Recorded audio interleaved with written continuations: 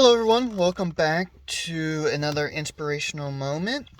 Today, I'm going to be talking about stormy weather. And at some point within our life, we are going to hit a time period where things are not going well, things are rough.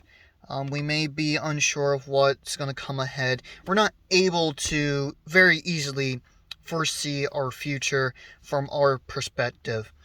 And, just like a natural storm, whenever it's rain, snow, sleet, hurricane, tornado, it doesn't matter what kind of storm it is.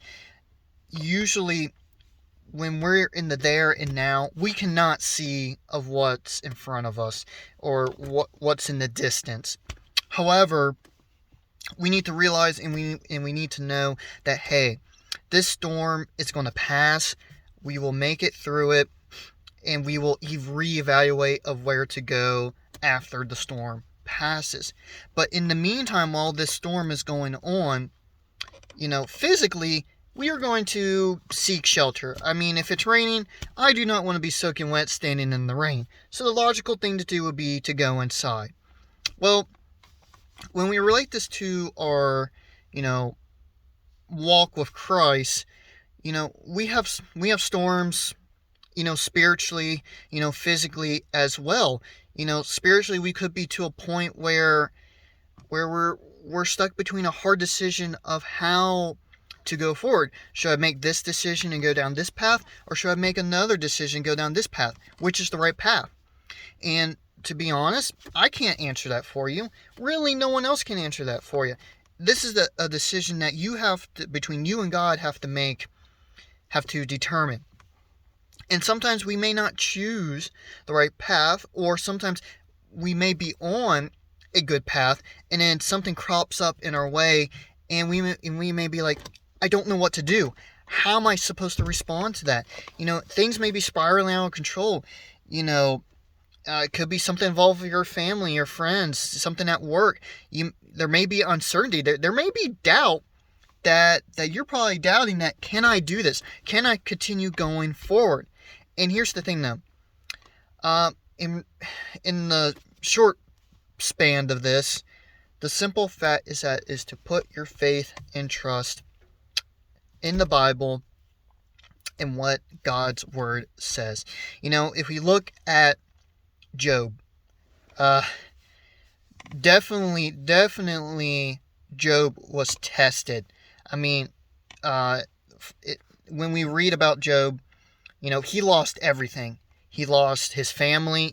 He lost all of his children. His wife basically just told him, hey, curse God and then die. So his wife wasn't of any help and left him. He lost all of his crop. Figure back in that day, you had the farm for all your own food. He lost his crop. He lost his, all of his animals. He lost his home.